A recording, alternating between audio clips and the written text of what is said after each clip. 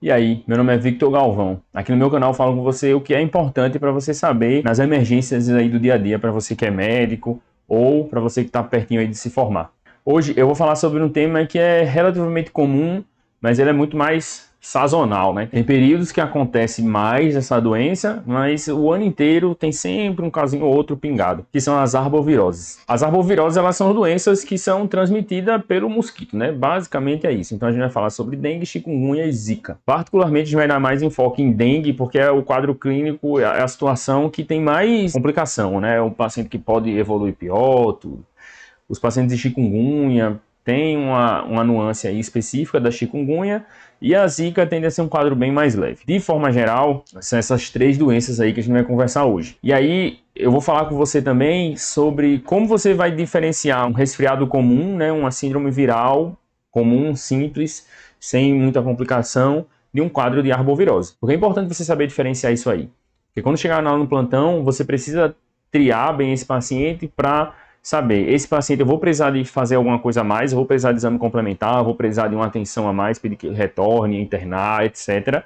Ou eu vou precisar simplesmente fazer as medicações sintomáticas e orientar para ele para casa e, enfim, ele vai melhorar com o passar dos dias. Então, é isso que é importante da gente saber quando a gente estiver diante de um paciente com uma síndrome viral, que nada mais é, uma arbovirose nada mais é do que uma síndrome viral. Só que com um detalhe específico, né? Então, quando eu falo sobre síndrome viral, né, síndrome febril, eu estou falando daquele paciente com quadro de febre, astenia, cefaleia, ele pode ter dor retroorbitária ou não, ele pode ter hiperemia conjuntival, ele pode ter vômito, ele pode ter diarreia, ele pode ter uma queda do estado geral, né? Então, são sintomas inespecíficos. Esse é um paciente com uma provável síndrome viral. Já falei aqui em outros vídeos, né, sobre diarreia, por exemplo. A diarreia, ela tende a ser um quadro, na imensa maioria das vezes, um quadro viral, e aí é uma síndrome viral. É o paciente que tem vômito, que tem dor abdominal, né, queda do estado geral, só que ele tem uma síndrome viral do trato gastrointestinal. A gente vai ter o paciente que pode ter uma infecção de via aérea superior, então o paciente vai ter rinorreia, é o paciente que vai ter entupimento nasal, espirro, tosse, dor de garganta. E aí, numa síndrome viral por arbovirose, ele pode ter tudo isso também.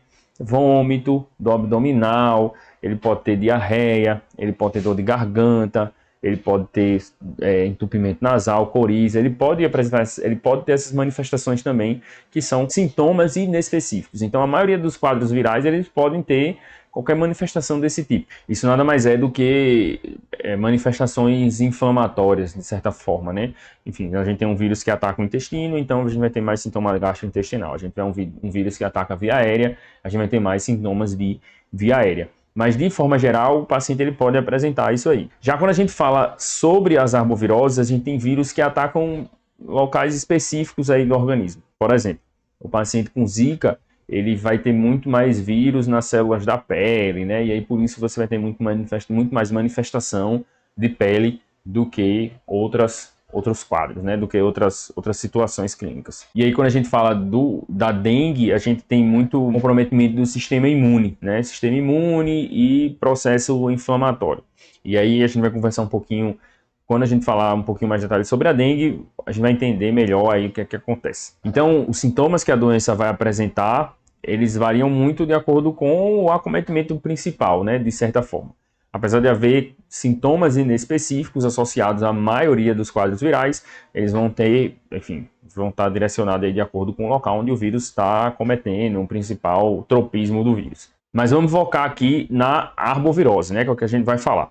De forma geral, todas três, tanto dengue quanto chikungunya e zika, eles têm um período de incubação entre 3 a 7, 14 dias. Então vai ser algo ali em torno de 1 semana, 2 semanas, a partir da picada do mosquito, que você vai ter o começo, né, do quadro clínico. Por que isso é importante?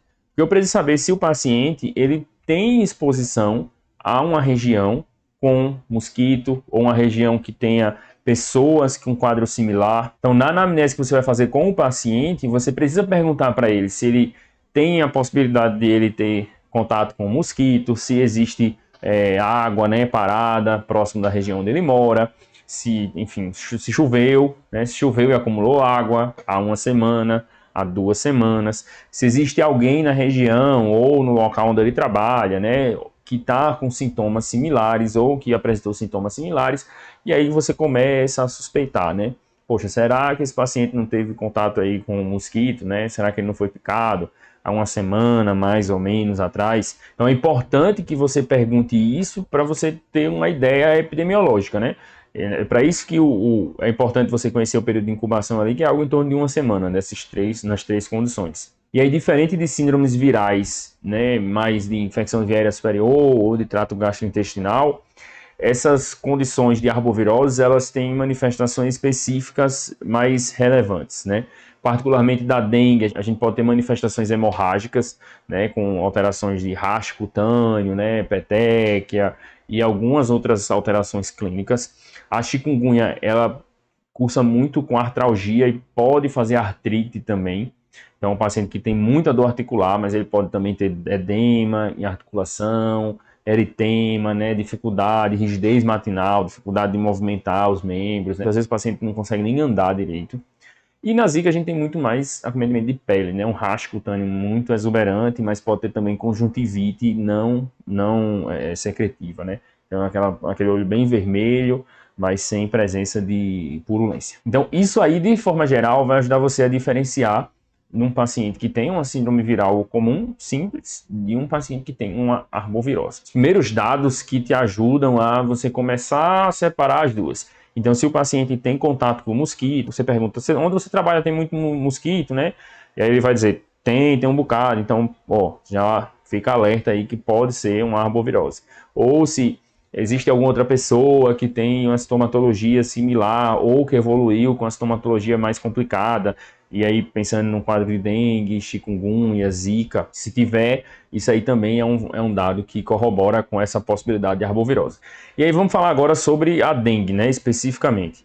Bom, a dengue, ela é uma doença que ela tem 4 sorotipos de vírus, né? Então, de forma geral, você pode pegar dengue 4 vezes. Depois disso aí, bastante improvável que você pegue dengue novamente. Por quê?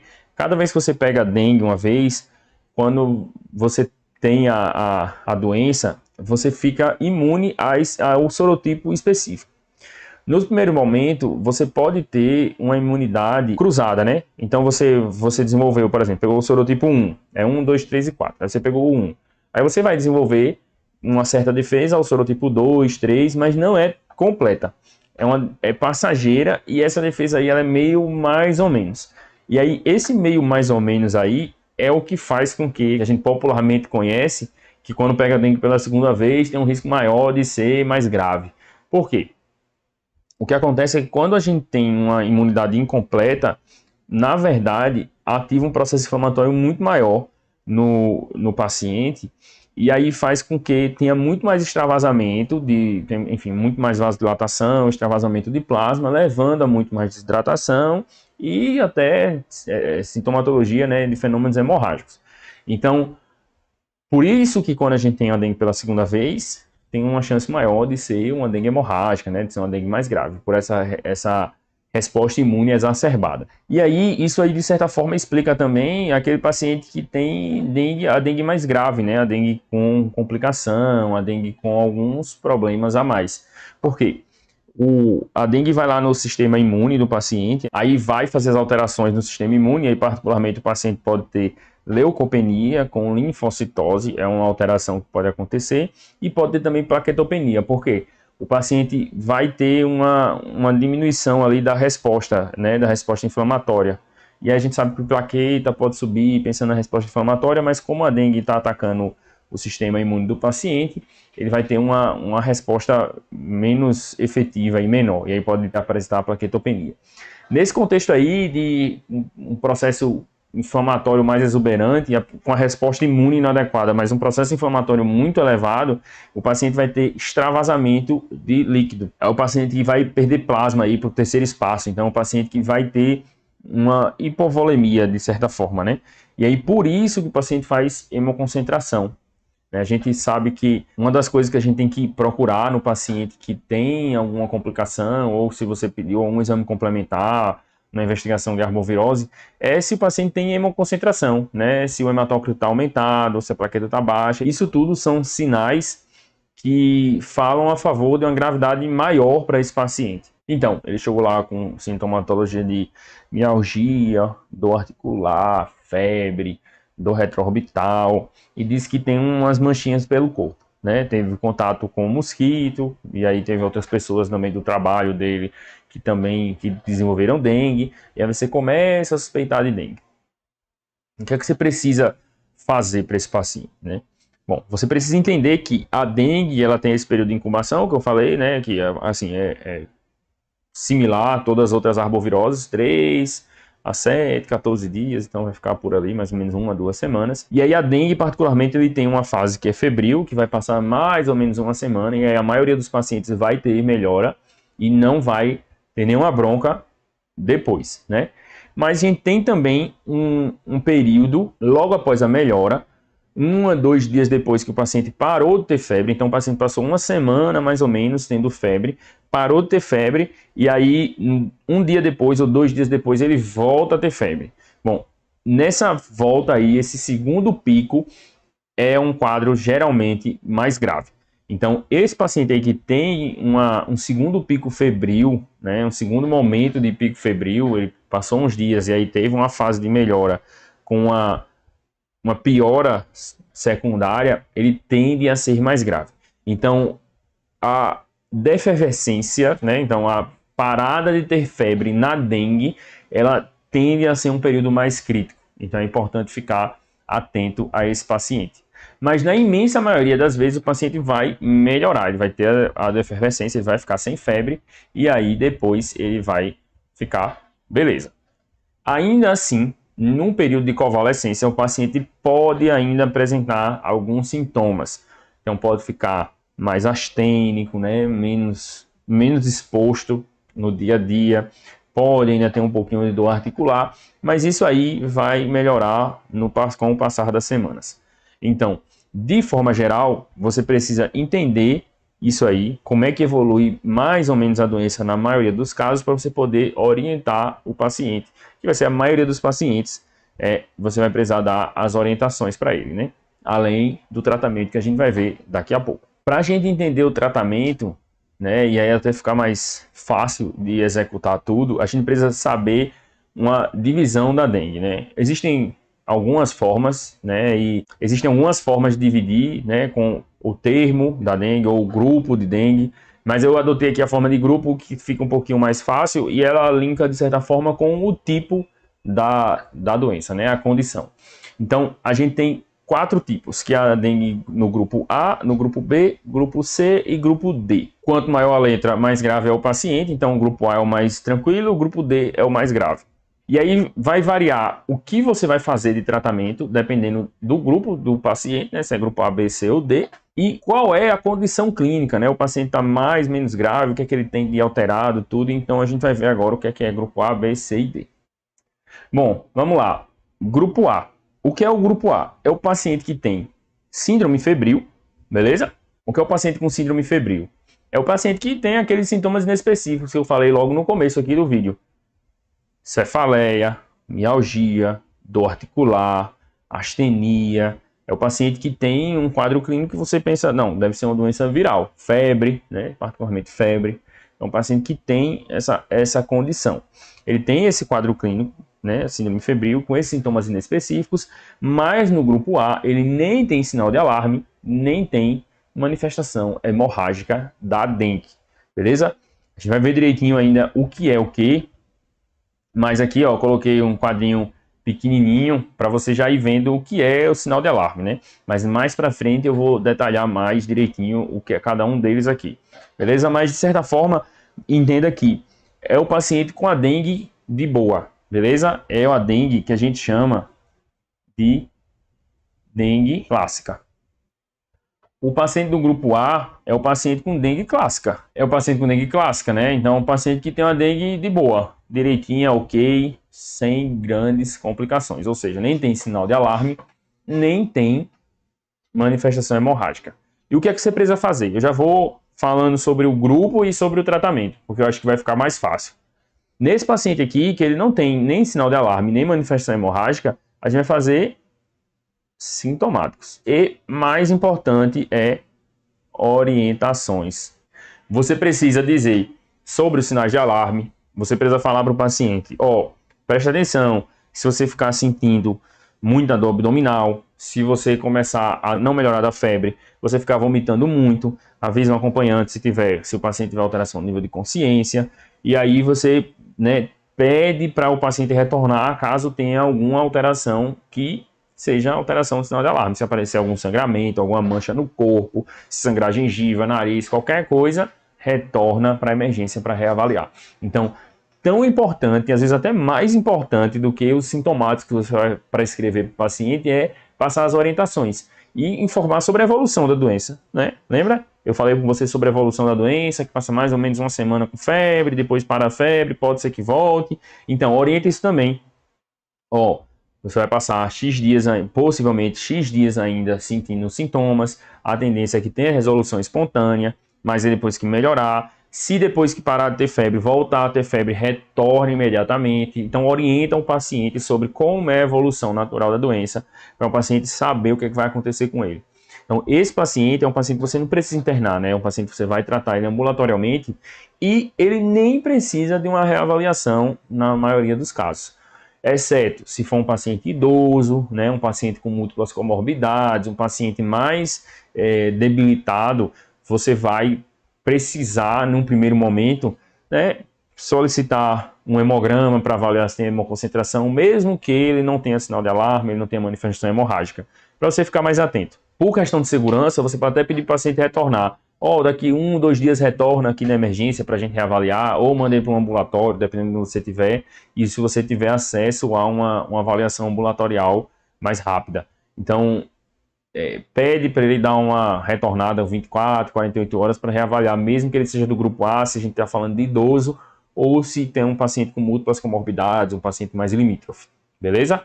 E com relação à medicação que você vai prescrever, evitar fazer uso de anti-inflamatório não esteroidal e corticoide. Corticoide é algo meio controverso, mas assim, na fase de início de replicação viral, pode ter complicação, né? Assim, você, de certa forma, diminui a imunidade, facilita que o vírus cresça mais, etc. Aí você pode ter uma piora de doença. E, particularmente, anti-inflamatório não esteroidal, AS, você pode aumentar muito o risco de sangramento. A gente está dentro de uma doença que pode ter manifestação hemorrágica. Então, o paciente pode evoluir com sangramentos, né, por plaquetopenia, por consumo de fator de coagulação, etc. Então, se você faz um anti-inflamatório não esteroidal, você vai estar inibindo prostaglandina, né, tromboxano, etc. Então, você vai estar predispondo a um quadro de sangramento. Então, evita tanto o AS quanto o anti-inflamatório não esteroidal para controle de dor. Então, nesse paciente aqui, você vai fazer analgesia simples, paracetamol, dipirona, para você ter um controle melhor, né, de sintoma. Aí, com relação a essas medicações sintomáticas, é preferível que você faça uso do paracetamol, porque a dipirona ela tem um componente aí anti-inflamatório que vai, assim, ter a mesma lógica dos AINES, né? Vai favorecer o paciente a desenvolver algum sangramento. Então, é melhor que você use paracetamol e evite o uso da dipirona. Então, retomando, paciente do grupo A, você vai fazer medicação sintomática, controle de dor, controle de febre, orientar o paciente sobre como é que vai ser a evolução, orientar sobre sinais de alarme para retornar à emergência caso necessário e repouso, beleza? Deixa esse paciente em casa, né? Bota ele para descansar, reforça que é importante ele descansar. Paciente do grupo B agora, que é um pouquinho mais complicado do que o grupo A.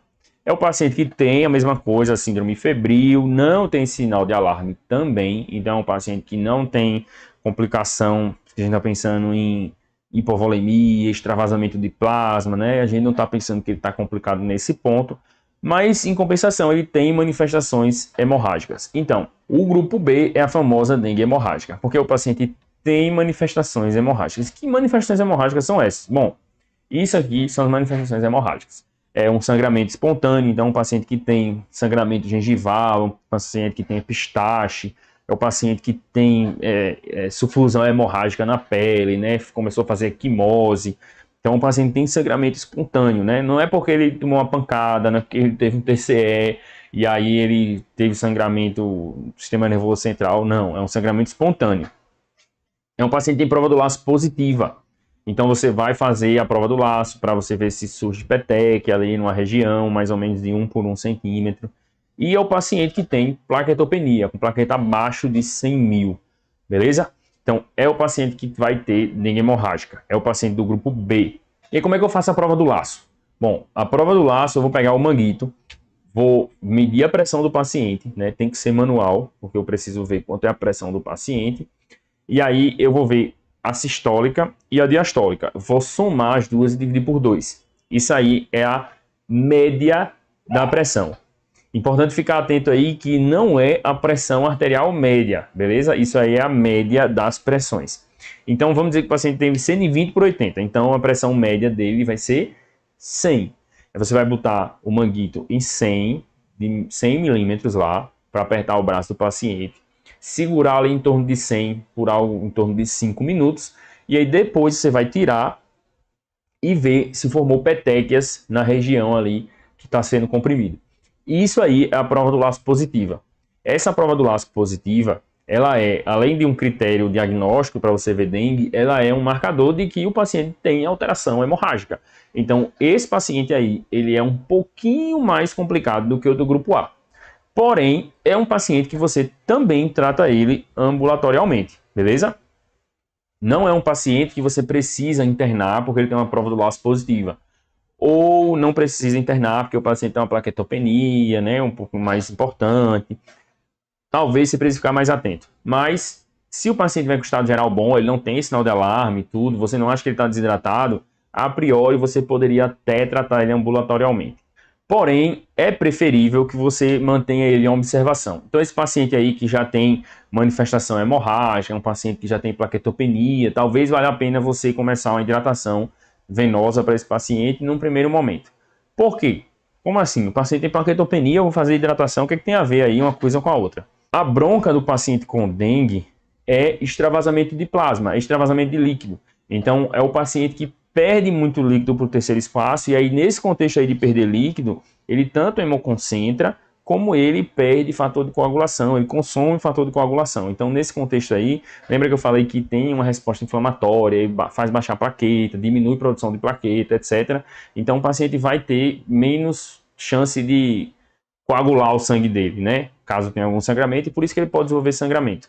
O que você precisa fazer é repor a volemia desse paciente, né? Repor o líquido para esse paciente para que a fisiologia dele comece a funcionar normal. Então, por isso que você hidrata. Então, esse paciente aqui do grupo B, além de sintomáticos, você pode precisar também fazer hidratação. Eu vou falar já já sobre a hidratação, porque a gente fala, assim, a hidratação vai ser o tratamento para uns quadros um pouco mais graves, né? A hidratação do paciente que precisa ficar internado, tudo. Fica ligado aqui que você pode fazer hidratação, mas tão importante quanto todos os outros é orientação. Você precisa orientar esse paciente sobre os sinais de alarme. Se você fez a prova do laço, o paciente está bem, digamos que ele não tem plaquetopenia nem está sangrando, né? Nesse contexto aí, talvez internar para você vigiar ele por 24, 48 horas seja mais prudente. Mas o paciente não tem isso, o paciente tem prova do laço. Prova do laço positiva, tá? Síndrome febril, né? É o quadro clínico, o basicão aí da dengue, mas ele tem um provável, assim, tem mais descompensação aí, manifestação hemorrágica. O que é que eu preciso fazer? Eu preciso orientar ele sinais de alarme também, porque eu preciso dizer para ele como é que vai evoluir, eu preciso dizer para ele o que é que ele precisa fazer, o que é que ele precisa ficar atento e que se tiver alguma complicação que ele retorne. Além disso, esse paciente aí do grupo B, se você mandou ele para casa, ele tem que ser reavaliado com 24 a 48 horas. Beleza? Porque você precisa ver se esse paciente está piorando. Você precisa ver se a plaqueta baixou mais, você precisa ver se esse paciente hemoconcentrou, se ele teve piora de transaminases, que é uma alteração que pode acontecer no quadro do paciente com dengue, mas assim, não é uma complicação que você vai fazer alguma intervenção associada a isso aí. Mas se tiver presente, bom, fala mais a favor ainda de arbovirose. Então você precisa ficar aí atento com esse paciente e ele tem que ser reavaliado com 24 a 48 horas. Tem que ser reavaliado, porque você precisa repetir exames, você precisa acompanhar esse paciente, ver se melhorou, se tá piorando, como é que está o quadro clínico dele. Então vamos lá. Vamos agora para o grupo C e grupo D. Qual a diferença aí do grupo C e D para o grupo A e B? Bom, o grupo A e B são pacientes que você vai tratar ambulatorialmente, na imensa maioria das vezes.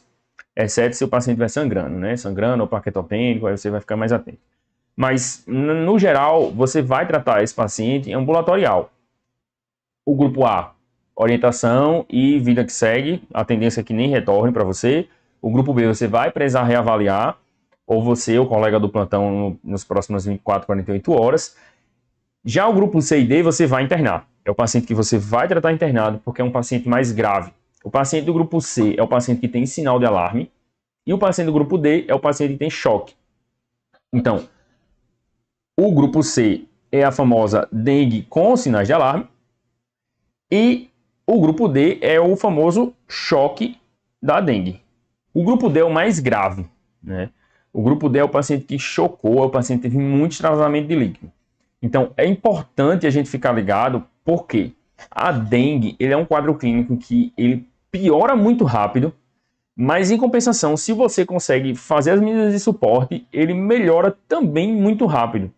Então, a mortalidade é baixa se for identificado rápido e se for tratado. Diferente de outras condições clínicas em que a gente tem uma mortalidade alta, até quando identifica, por exemplo, um paciente séptico, que de certa forma, né, é uma reação inflamatória, parece mais ou menos, mas ele é o paciente que, mesmo quando identifica, ele tem uma mortalidade alta.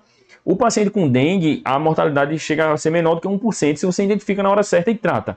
Então, você tem que saber como tratar e você tem que saber identificar o paciente do grupo C e do grupo D. O paciente do grupo A e do grupo B, você identifica, beleza, mas a coisa mais importante do A e do B é você orientar o paciente a retornar se ele piorar. Por quê? Se ele piorar, talvez ele esteja no grupo C ou no grupo D, e aí você precisa ser rápido na intervenção. Esse paciente do grupo C e do grupo D, necessariamente ele não está sangrando, mas ele pode também estar sangrando, e o que fica mais complicado ainda. Porém, ele não precisa estar sangrando para ser C ou D. O que ele precisa ter para ser categorizado como C é sinal de alarme e D é choque. Então, choque é o paciente que está mal perfundido, é o paciente que tem desbalanço de oferta e demanda por causa do quadro de dengue. Então, vamos agora saber o que é que são esses sinais de alarme, né? Eu já pincelei ali lá no grupo A, mas agora vamos ver o que são esses sinais de alarme. Bom, primeiro, alteração do nível de consciência. Então, o paciente pode estar mais letárgico ou mais agitado. Então, aquele voo que chegou com delírio hiperativo, e aí tem sinais prévios de que ele estava com dengue, opa, fica ligado aí que pode ser, assim, muito provavelmente isso vai ser um sinal de alarme por causa da dengue. Então, alteração do nível de consciência é um sinal de alarme da dengue. Outro, vômito. Então, um paciente que vomita demais, vômitos incoercíveis, o paciente não está conseguindo controlar com medicação, continua vomitando. Então, isso aí é um sinal de alarme para o paciente com dengue. Aí vê que bronca. O paciente tem perda de volume pelo processo, assim, perda de líquido, né, extravasamento de líquido de plasma por causa do processo inflamatório e perdendo volume ainda mais por causa de vômitos incoercíveis. Então, esse paciente aí pode chegar muito grave para você. Outro quadro são os derrames cavitários, né? Outro sinal de alarme. Isso aí, como é que você vai saber? Poxa, eu vou perguntar, pô, será que tu tá com derrame pleural? Perguntar para o paciente, não tem como, né? Impossível. Ou, será que tu tem ascite? Não. Impossível. Isso aí você vai conseguir ver por exame complementar. Se você tem um ultrassom, né, acessível, a ascite não é complicado de ver não, mas um abdômen é muito mais complexo do que um tórax para você ver no ultrassom. Pelo menos para mim, né? E acredito que para a maioria das pessoas que não são ultrassonografistas. Mas no tórax é fácil de você encontrar líquido, né? E aí, se você tiver acessível um ultrassom, você pode tentar passar no tórax, né, para ver se tem derrame pleural e procurar líquido no fígado também. Ali pertinho do fígado, quando a ascite é moderada, ele começa a ter líquido também. Então, o normal é não ter nenhum espaço preto ali entre o fígado e o diafragma quando você passa o ultrassom. Então, se você encontrar e você tiver um ultrassom acessível, você pode já identificar a ascite já na emergência.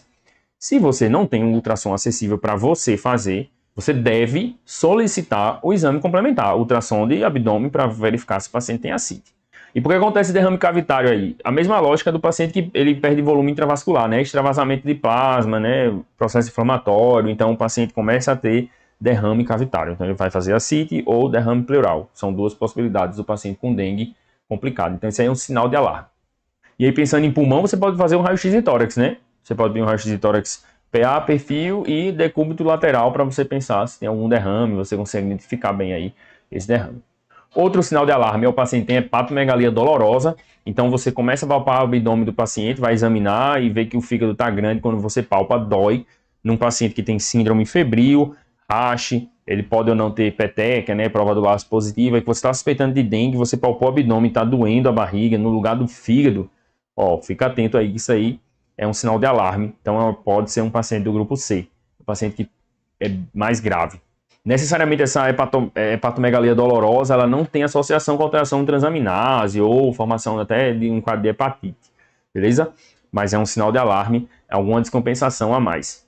E aí, falando em transaminase, só um parênteses, as transaminases dos pacientes com arbovirose, tanto dengue, chikungunya e zika, ela pode subir até mais ou menos 3 vezes. Então, reforçando o que eu já falei um pouco mais cedo aqui no vídeo, a alteração transaminase ela não vai ser um quadro que você vai ficar atento para, poxa, esse paciente está mais grave. Não, é um achado no exame complementar que corrobora com a possibilidade de arbovirose, né, de uma doença causada por vírus transmitido por mosquito.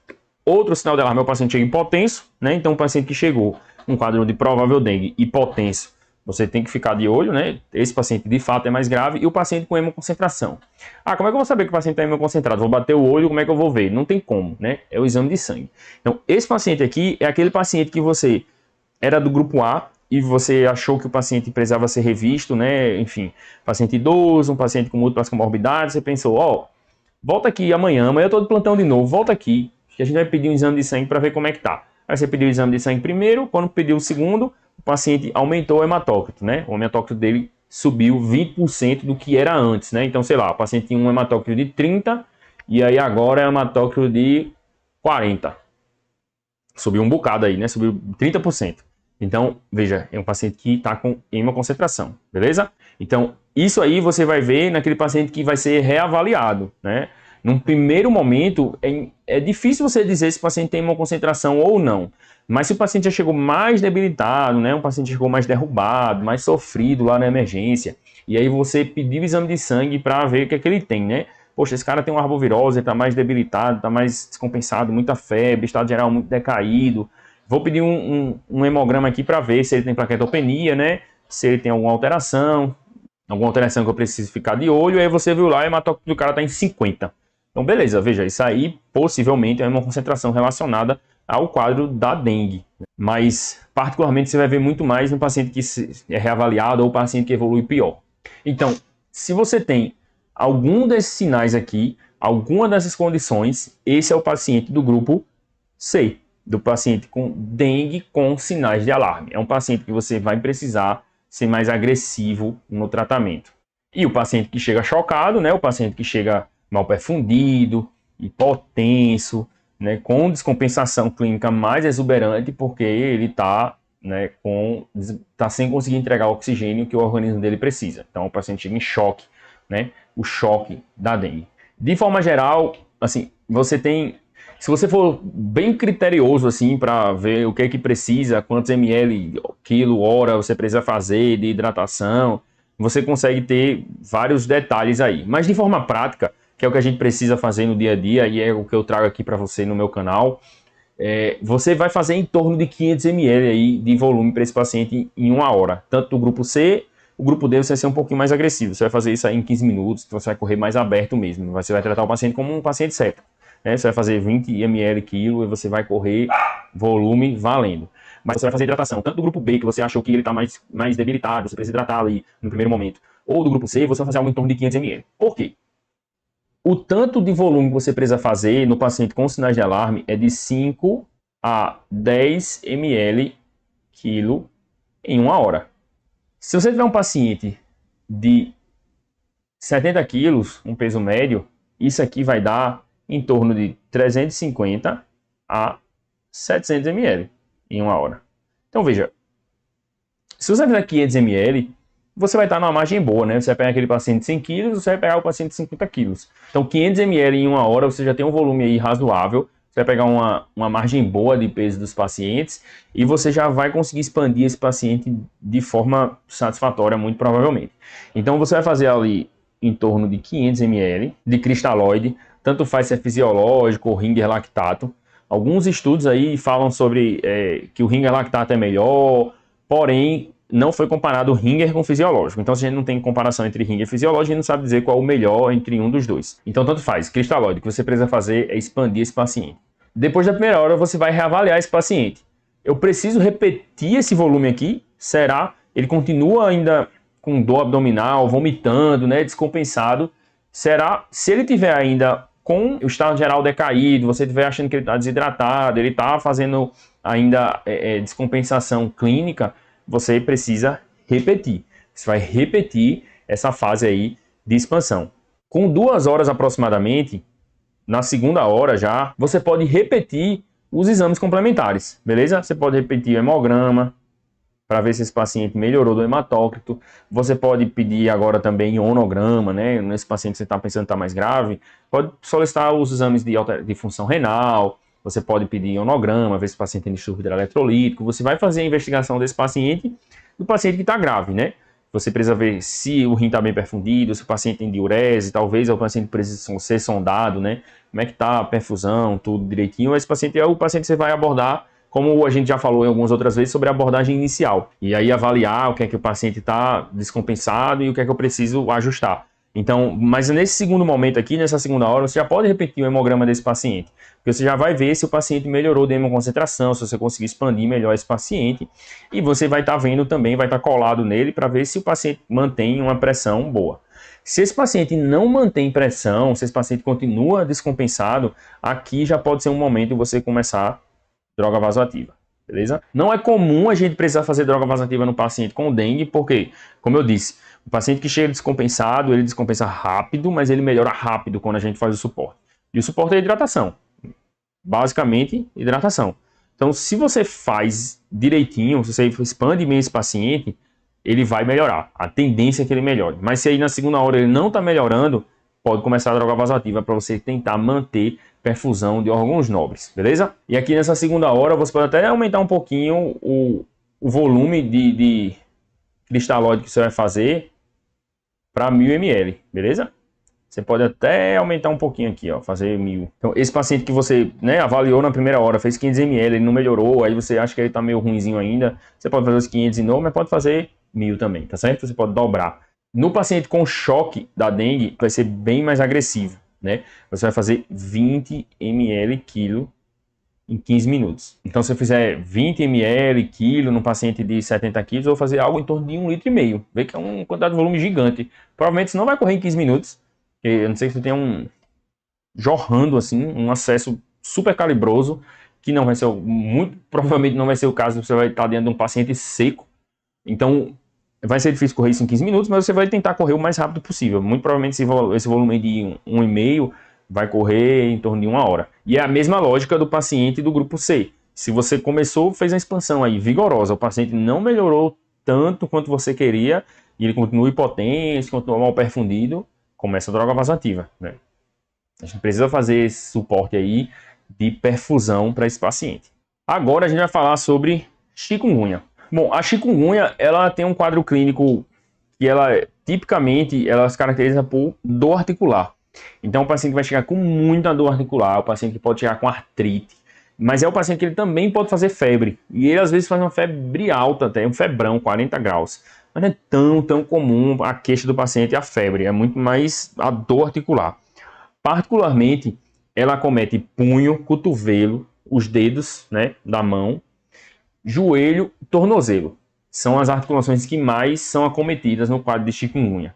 Pode ter outras articulações acometidas? Pode, mas essas são as principais. Joelho, tornozelo, punho e mãos, né, os dedinhos. Então o paciente vai chegar com muita dor articular, geralmente tem artrite, e aí você vai palpar edema articular. Então é importante, se você está suspeitando aí de um paciente que tem um quadro de arbovirose, palpar as articulações de mão, punho, cotovelo, para perceber se tem edema. Porque se tiver edema, tem artrite. Se não tiver edema, é artralgia. É diferente. Por quê? Quando a gente fala de artrite, a gente fala sobre um quadro de uma doença inflamatória, né? A gente está tendo uma reação imune inflamatória naquela articulação que está levando àquela descompensação. Quando a gente fala de artralgia, não necessariamente tem uma doença inflamatória imune ali, né? A gente tem deposição de imunocomplexo ou ativação de complemento atuando ali na articulação, quando a gente tem só artralgia. Então, esse paciente aí com chikungunya, como ele pode ter artrite, ele pode ter também rigidez matinal. Então, o paciente tem dificuldade de fazer as atividades quando acorda, que a mão fica dura, não consegue mexer, não consegue fazer as coisas, e pode acontecer até do paciente não conseguir nem caminhar. E diferente da dengue, que o paciente tem na fase de efervescência um risco de piora, na chikungunya, quando o paciente começa a melhorar da febre, não tem uma piora aí do quadro clínico. E também a chikungunya, ela tende a não ter complicação como a dengue de sangramento, de você ter um paciente chocado. A bronca da chikungunya é dor articular e a evolução que pode ser cronificada, né? Então o paciente pode ficar com dor articular crônica. Isso aí termina que impacta muito aí na qualidade de vida do paciente, impacta muito também com relação na questão de trabalho do paciente, às vezes ele não consegue trabalhar, impacta também na questão psicológica, o paciente sentindo dor crônica, ele ter um quadro depressivo, né, piora do humor, uma série de coisas aí que podem acontecer no paciente que cronifica. O porquê necessariamente cronifica e como que isso acontece, não se sabe bem ao certo, né? Não tem um dado muito forte aí, uma informação uma evidência muito boa do que aqui de fato acontece. Porém, existem aí dados que sugerem que o repouso ele pode evitar no paciente cronificar. Então, diminui o risco do paciente ter uma doença crônica quando ele está com chikungunya, ele fica de fato em repouso, fazendo as medidas para controle sintomático. Uma coisa interessante, assim, quando a gente está falando de uma arbovirose, né, pensando em síndrome febril, mas no quadro de chikungunya, a dor articular pode vir antes da febre. Então, o paciente pode começar com manifestação articular, poliartralgia, né, mais de uma articulação acometida, e depois só que vai desenvolver o quadro febril. E aí também pode acontecer exantema, mas é bem mais incomum também o paciente ter alguma alteração de pele, né, ficar com aquele vermelho, né, ficar com um rash. Então vamos lá, né? A gente tem a chikungunya, particularmente aqui é artralgia ou artrite. E aí o que é que você precisa fazer nisso aí? Bom, para saber o que é que você vai tratar, como você vai tratar, você precisa entender que a chikungunya se divide em 3 fases. A aguda, que vai ser ali algo em torno de 7 dias. A subaguda, que ela pode passar desses 7 dias e pode durar ali em torno de 2 a 3 meses. E a crônica, que quando passa desses 3 meses. Qual vai ser a relevância disso? Bom, isso vai impactar diretamente no tratamento. No que é que eu vou escolher como tratamento? Por quê? O paciente com chikungunya é um paciente com uma doença viral. E aí tem a mesma lógica da gente não usar corticoide por ter uma piora do quadro viral. E a gente evitar a AINE. Por quê? Porque é um paciente que tem uma arbovirose. Até que prove o contrário, né, se eu não tive nenhum teste sorológico que excluísse que é um quadro de dengue ou que confirmasse que é um quadro de chikungunya, eu posso estar diante de um paciente com dengue, eu vou fazer AINE para esse paciente e ele vai ter um risco maior de sangramento. Se eu tenho certeza que é chikungunya, eu posso até fazer AINE. Então, se eu dosei IgM, IgG, e aí eu tenho confirmação de que é chikungunya, ou se eu dosei NS1 lá na dengue, né?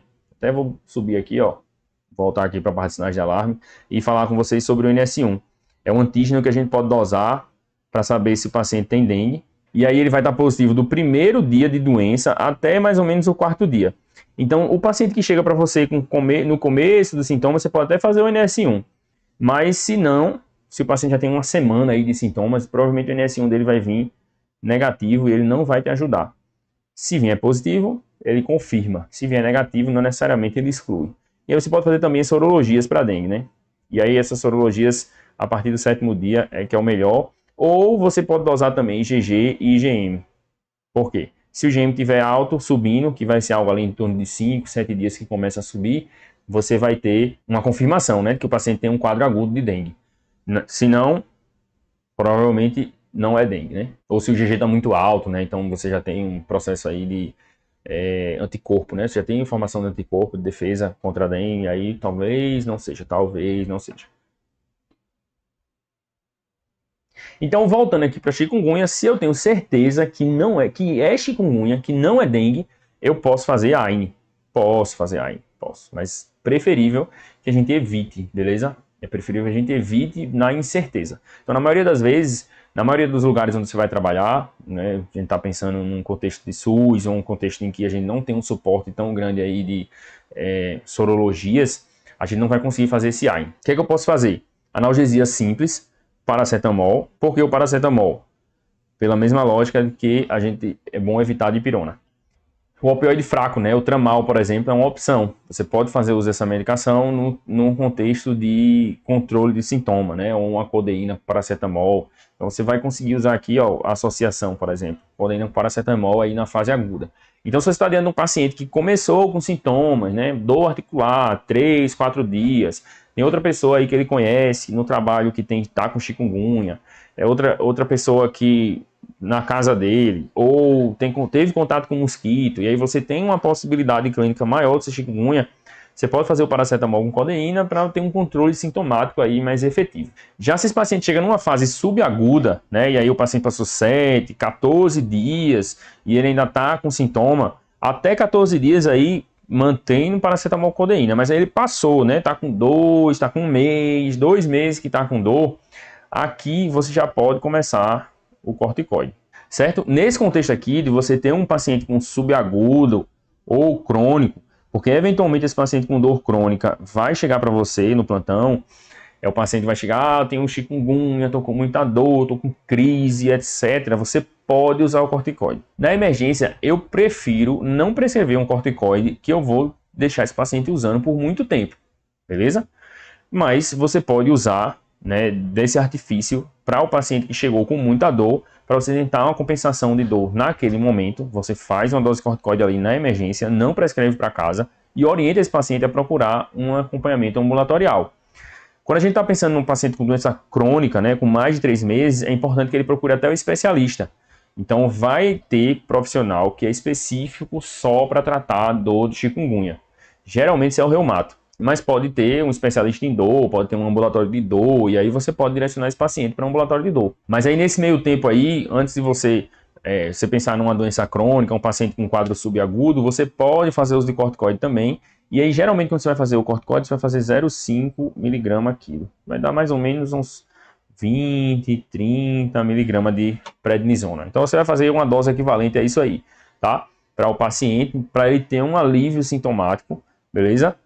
Para que ele, pelo menos, né, saia da emergência um pouco mais tranquilo. E assim, eu prefiro não passar o corticoide para casa. Por quê? Porque é um paciente que eu não vou acompanhar e que a gente sabe, né, todos os efeitos adversos associados ao corticoide. Esse paciente pode usar indiscriminadamente esse corticoide, ficar aí anos com esse corticoide e ter complicação por causa disso. Hipertensão, diabetes, necrose vascular, cabeça de fêmur, etc. Cushing exógeno, uma série de fatores aí e a gente tem que ter cuidado. Porém, o uso de corticoide não exclui você fazer a analgesia com paracetamol e opioide. Além disso aqui, você pode fazer também medidas não farmacológicas.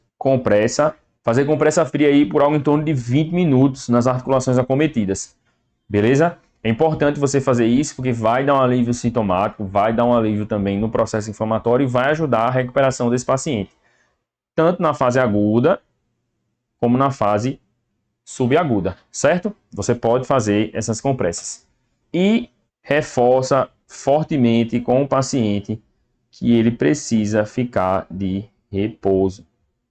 Por quê? Isso vai evitar que ele cronifique. Necessariamente vai evitar? Não, mas vai ajudar a diminuir o risco desse paciente de cronificar. Então você vai fazer analgesia simples, talvez usar um opioide associado, dependendo do quadro de dor desse paciente. E aí você precisa avaliar bem a dor dele. Já tem outros vídeos meus também falando sobre dor, como é que você avalia a dor do paciente na emergência, a intensidade de dor, etc.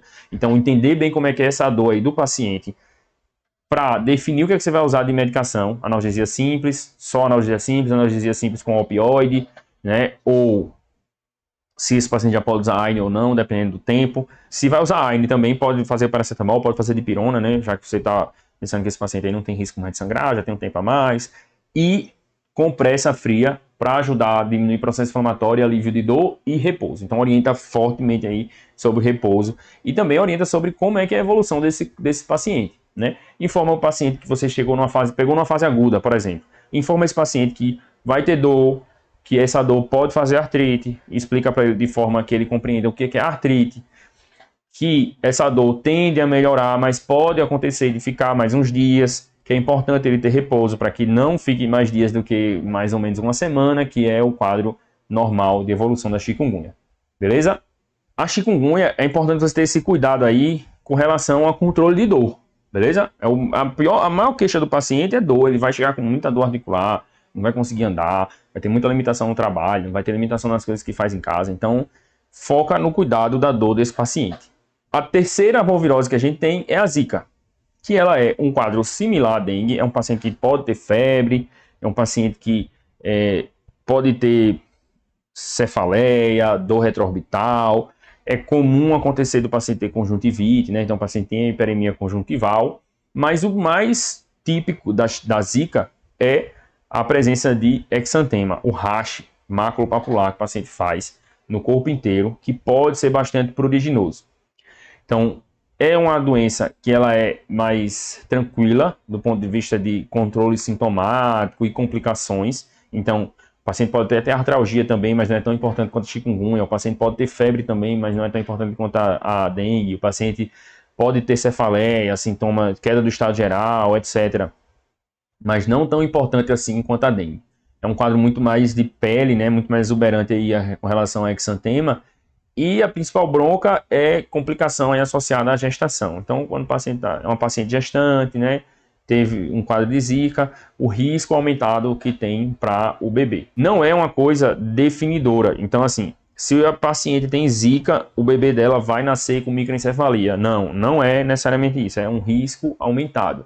Então, é importantíssimo que, se você tiver diante de uma paciente com Zika e gestante, você orientar sobre isso, né? Reforçar que não é uma condição que é 100% dos casos, que todos os pacientes que têm Zika, que estão gestantes, vão ter microencefalia. É um risco aumentado. E, assim, tratar sintomas, né, de forma geral, tanto faz se o paciente está gestante ou não, né, assim, para todos os pacientes, você vai controlar sintomas. Se o paciente tem dor de cabeça, se o paciente tem náusea, se o paciente está com um prurido intenso por causa do exantema, você pode fazer uso também de antihistamínicos aí, para dar uma compensada no prurido. De certa forma, é um quadro mais simples para você avaliar na urgência. É relativamente incomum que apareça o paciente com Zika, porque como tem poucas manifestações clínicas, é o paciente que termina que não procura, né? Ele fica com rash, se não tem nenhuma complicação, se não tem nenhum receio de ter uma coisa pior, o rash melhora sozinho e vida que segue. Mas pode aparecer o paciente que se queixando mais do rash, ou então muito prurido, tudo, você pode fazer o antihistamínico, como eu falei, para controlar a coceira. E aqui ó, tem uma tabelinha para a gente diferenciar, né, o paciente com dengue, chikungunya e Zika, né, assim, características de cada um de acordo com o sintoma. Quando a gente fala aqui de febre, aqui ó, sempre presente na dengue, certo? Na chikungunya pode estar presente quando tem é alta, certo? E na Zika também pode estar presente, mas geralmente é uma febre mais baixinha, né, um quadro clínico mais de boa do ponto de vista sistêmico. Quando aqui, ó, dengue, quando a gente fala de artralgia, quase sempre está presente. Mas na chikungunya é o principal quadro e na Zika pode, né? Nem sempre tem, então é um quadro mais tranquilo, como eu disse. O rash cutâneo, tanto na dengue quanto na chikungunya, pode estar presente, né? Pode. Já na Zika é o principal, é o quadro mais importante, é o rash cutâneo. O prurido é bem comum na Zika, já na dengue e na chikungunya não é tão comum. E o vermelhão nos olhos, né, a hiperemia conjuntival, ela é comum, pode estar presente na Zika, pode estar presente também nos outros dois, mas não é tão comum, beleza? Então isso aí vai ajudar você a diferenciar, né? De certa forma, a dengue é um quadro sistêmico e grave. Então, de maneira geral, é o seguinte, a dengue é um quadro sistêmico e grave, certo? A chikungunya é um quadro que ele é muito mais local, né? E aí quando eu falo isso é artralgia, artrite, e que pode cronificar, certo? E a Zika é um quadro leve, tranquilo, que particularmente tem rash.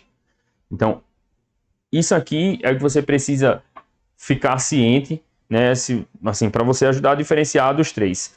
A Zika é um quadro bem mais simples, mas a chikungunya é um quadro que, por causa da artrite, é bem mais grave, e a manifestação da dengue, a manifestação sistêmica, né, uma complicação clínica sistêmica, ela é bem grave, porém tem um benefício, né, que ela melhora rápido. Se identificada rápido e tratada de forma adequada, é o paciente que melhora rápido também. Assim como piora rápido, melhora rápido.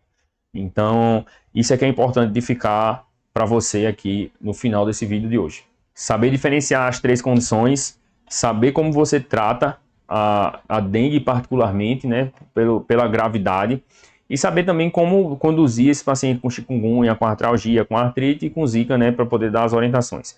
Então, veja como é importante, um ponto crucial das 3 doenças é orientar bem o paciente. Essa comunicação com o paciente é sempre importante, que você seja o mais claro possível, explique o que vai acontecer e que você passe todas as informações que são relevantes para que o paciente não se perca e, caso ele tenha uma piora, ele retorne.